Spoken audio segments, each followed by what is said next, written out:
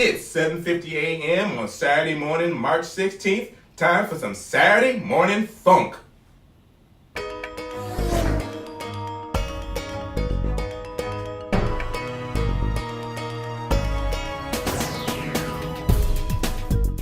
Recently, I ran across Patrick H. Willems' YouTube video on the broken formula of music biopics. I put the link in the description below in case you want to check it out.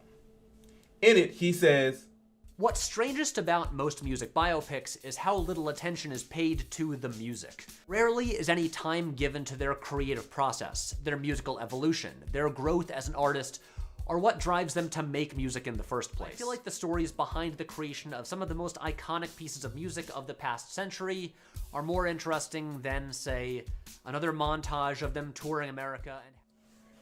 And it got me thinking. Since I just started my Saturday morning funk series in which I create a song from scratch, I can document that process. Is it interesting? Is it boring? Is it eye-opening? Let's find out. Saturday morning funk.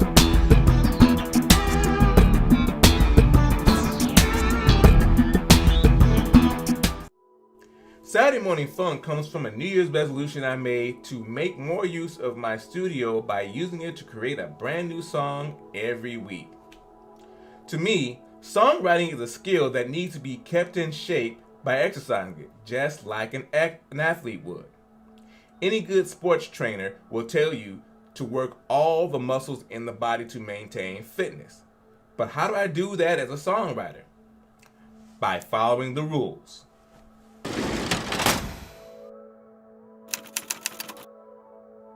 In general, guitarists tend to write in the key of E and A, horn players tend to write in flat keys, string players tend to write in sharp keys. So I make sure to use different keys from recent songs. Again, I'm generalizing here, but R&B songs tend to be in minor, pop and rock songs tend to be in major, and blues and jazz loves mixolydian. To help push creativity, use a different tonality from the last song. At least once a month, I completely try to abandon writing in 4/4. It at least opens possibilities.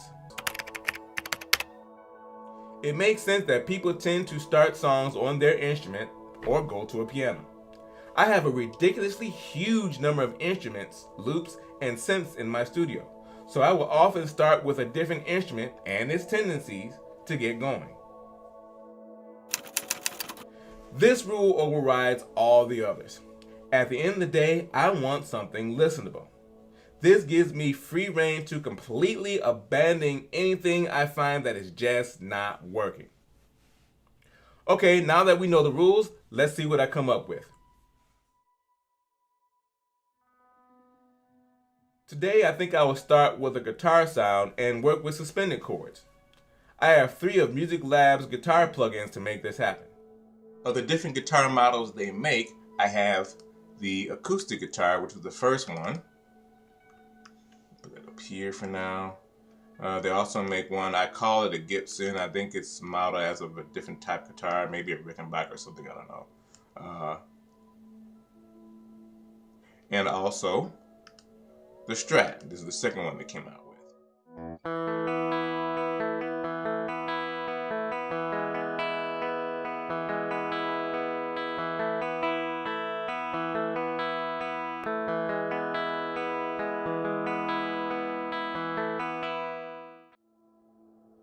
I'm not coming up with anything on the guitar, so I'm going to switch gears and try a bass and drum groove.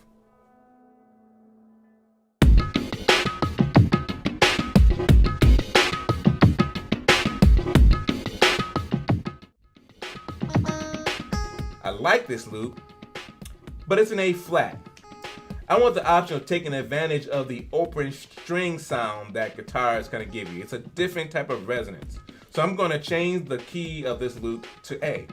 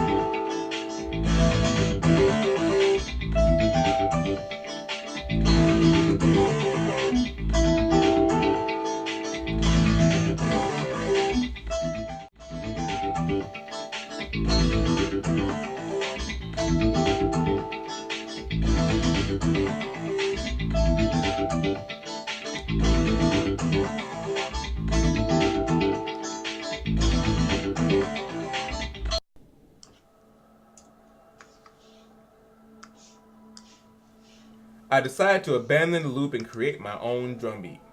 Stylus RMX by Spectrasonics, besides being a source for drum loops, it also has a huge library of individual sounds that can be used to create drum kits and play like a drum machine. So let's try... Wait, what is this? Oh no.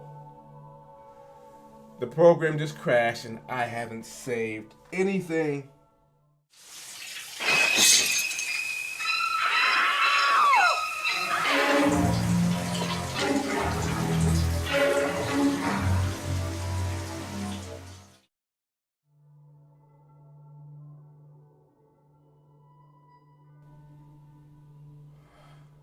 In the old days when this happened, most of the time I threw a tantrum and then contemplated how much I remember of the last several hours worth of work to see if I could recreate it. Ages ago, the good people at Mark of the Unicorn added the automatic saving option to Digital Performer. So now all I have to do is relaunch the software and add the most recent content. Thank you, Motu. But before I do that, remember the rules? Did you notice the asterisk? The asterisk represents a clause in the list of rules. Interruptions. Things like phone calls. Hello? The realization that you left something on the stove about an hour ago. The need to catalog all of your harp samples to make finding the right one for this song and future songs a whole lot easier. The overbearing urge to eat. Bottom line, interruptions, they happen. They can kill your creative flow if you let them. That's not happening here. Let's see how long it takes me to get back to where I left off. So it looks like my last save was from about a half hour before the crash. Since my autosave is set to 30 minutes, it was probably doing that when it crashed. Now let's do those drums.